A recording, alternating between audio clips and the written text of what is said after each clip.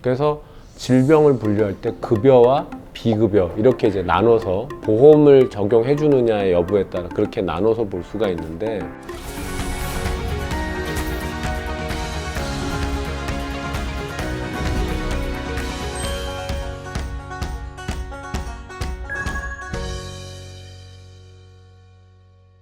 우리나라는 이제 건강보험공단이라고 하는 곳에 강제 가입이잖아요. 전 국민은 다 가입을 하게 되어 있지 않습니까? 그런데 건강보험이 적용되는 질환이 있고 적용되지 않는 질환이 있는 거죠. 미용 성형 수술 같은 경우 필수품이 아니라고 보는 시력 교정 수술, 이런 것들은 건강보험의 적용 대상이 아니에요. 그런 거를 이제 비급여라고 부르거든요. 근데 그게 아니라 암이라든지 결막염이라든지 뭐 위궤양이라든지 이런 질환에 대해서는 건강보험이 다 적용이 됩니다. 그거를 급여라고 불러요. 그래서 질병을 분류할 때 급여와 비급여 이렇게 이제 나눠서 보험을 적용해 주느냐의 여부에 따라 그렇게 나눠서 볼 수가 있는데, 문제는 예전에는 그냥 급여가 있고 비급여가 있어서 되게 간단했어요. 그러니까 건강보험공단에서 봐서 이거는 급여병이 맞다 그러면 건강보험에 등재를 해주고 얼마씩 주겠다라고 하는 수가를 정해주고 그 수가에서 환자가 내야 될 몫을 정해주고 별게 없었어요. 안과에서 제일 많이 하는 수술, 백내장. 백내장 수술은 건강보험 적용이 되는 수술이죠. 왜냐면 질환이거든요. 백내장을 어떻게 진단하느냐, 보면 아는 거거든요. 내과에서 청진기를 쓰듯이 안과에서 기본적으로 눈을 들여다보는 게 세극등 현미경이라는 겁니다. 눈 정도 되는 크기의 한 10배 확대해서 볼 수 있는 그런 현미경인데, 세극등 현미경으로 들여다보면 허해져 있거나 누렇게 돼 있거나 이런 게 보이니까 아, 있네요 없네요 했었던 거죠. 그러니까 거기에는 별로 문제가 될 게 없고 그냥 평화로웠었는데, 문제는 이제 이 백내장 수술에 대한 논쟁이 생기기 시작한 게 있습니다. 왜 생겼냐면, 저는 이제 제일 근본적인 이유는 신기술의 발달이라고 생각이 됩니다. 백내장 수술을 할 때 예전에 10mm 정도를 쬐었어요.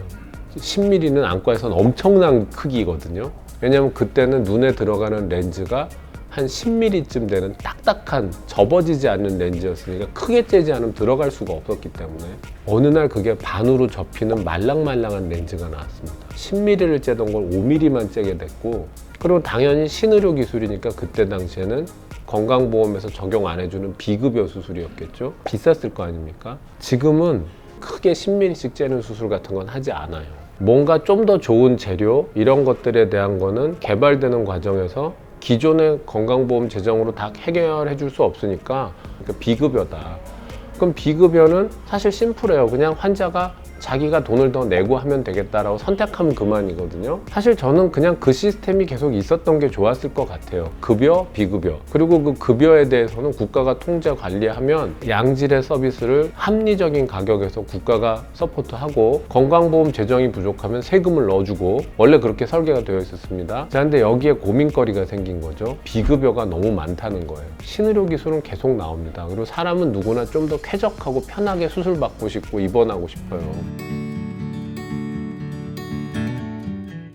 근데 이제 정부도 고민이 뭐였냐면, 비급여를 인정은 해주고 싶은데 이거를 그렇다고 우리가 다 급여에다 넣을 수는 없다. 그럼 재정이 빵꾸 날 테니까. 그래서 만든 게 인정비급여라는 걸 만들었어요. 인정비급여와 임의비급여라는 게 생긴 겁니다.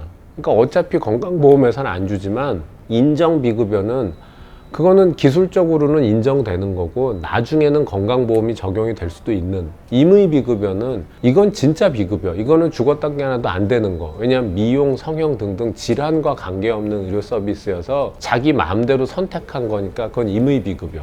그러면 이 인정비급여는 건강보험공단에서 앞으로 5년 후부터는 해드릴게요. 만약에 이런 식이었다면 되게 합리적이었겠죠. 신의료 기술이고 지금은 조금 애매한데 결과를 보고 뭐 5년쯤 후부터는 우리가 해드리겠다. 그러면 난 아무 문제가 없었을 거라고 생각해요. 근데 환자들의 보험료에 대한 부담은 깎아줘야 되겠고, 그렇지만 또 돈은 내주긴 싫고, 그래서 이 인정비급여에 대해서 이상한 제도를 민간에게 넘긴 거죠. 그게 실손보험입니다.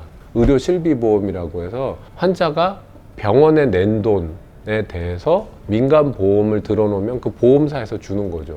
인정비급여까지만. 근데 원칙적으로라면 인정비급여든 시간이 지나면 건강보험이 급여화를 해주면 되는 건데, 그거를 띄워놓고 이거 실손보험사랑 개인이 사인 간의 거래니까 알아서 하세요를 해버린 거죠. 그래서 계속 실손보험사와 환자와 병원 간의 이 인정비급여에 어떤 거를 해결해 줄 거냐라는 부분으로 싸움이 자꾸 나는 겁니다. 이거는 제가 보기에 정말 좀 낭비적인 요소가 많아요. 왜냐하면 이 실손보험료 사람들이 다 돈을 내는 거 아니에요. 이거를 사실 건강보험에서 커버해주고 건강보험료를 그만큼 더 내면 더 쉬운 거 아닌가요? 이건 제가 보기엔 바람직한 태도는 아닌 것 같아요. 자, 그럼 임의비급여냐 인정비급여냐, 이런 부분을 갖고 실손보험사나 환자나 병원이 왜 불필요하게 싸워야 되는지가 잘 이해는 안 가는데, 안과 관련돼서는 뜬금없는 게 하나 튀어나온 건 있어요. 백내장을 진단하는 데 있어서 세극등 현미경에 사진을 제출해라. 그리고 그 사진이 깨끗하지 않거나 마음에 들지 않으면 보험금을 지급하지 않겠다. 이제 이런 부분이 지금 문제가 된 게 있습니다. 세극등 현미경 사진을 아무리 고해상도 카메라로 찍어서 보내도 그거를 사진을 보고서 누가 정확하게 판독하더라도 그건 불가능합니다. 제가 보기엔. 우리가 할 수 있는 걸 요구를 해야죠. 60세 이상만 청구해라. 누구든 합리적으로 이해할 수 있는 거잖아요. 누가 봐도 이건 있다 없다를 입증해 줄 수 있는 과학적 기계들도 있거든요. 초음파로 뭘 찍어서 거기에 무슨 선이 딱딱 표시가 나와 있으면 인정해 줄게. 이런 모두가 수긍할 만한 어떤 장비. 그럼 거기에 수치도 나오고 모두 나오니까 합리적으로라도 할 수 있잖아요. 건강보험상의 급여, 비급여. 비급여는 인정비급여와 임의비급여, 이렇게 탁탁탁 나눠봤을 때 재정적 차원에서 우리가 돈을 감당할 수 있는 것과 감당할 수 없는 것, 이렇게 보시면 안 될 것 같아요. 그게 아니라 지금 현재 통용되고 있는 치료, 급여, 현재는 도입된 지 얼마 안 된 신의료 기술이나 향후 5년 정도 지나면 활성화되고 대중화되어 꼭 해야 될 것으로 예상되는 인정비급여. 그럼 차라리 일정 기간은 비급여지만 일정 기간 이후에는 급여에 넣겠다라고 하고 고시를 해주면 되겠죠. 그리고 100년이 지나도 이거는 필요가 없거나 또는 건강보험의 여력에서 불가능하여 할 수 없는 거, 임의비급여, 이렇게 딱 나눠주면 사회적 충돌과 에너지 낭비가 적을 것이다. 이런 부분에 대한 건 너무 안타깝다. 이 말씀을 꼭 한번 드리고 싶었습니다. 감사합니다.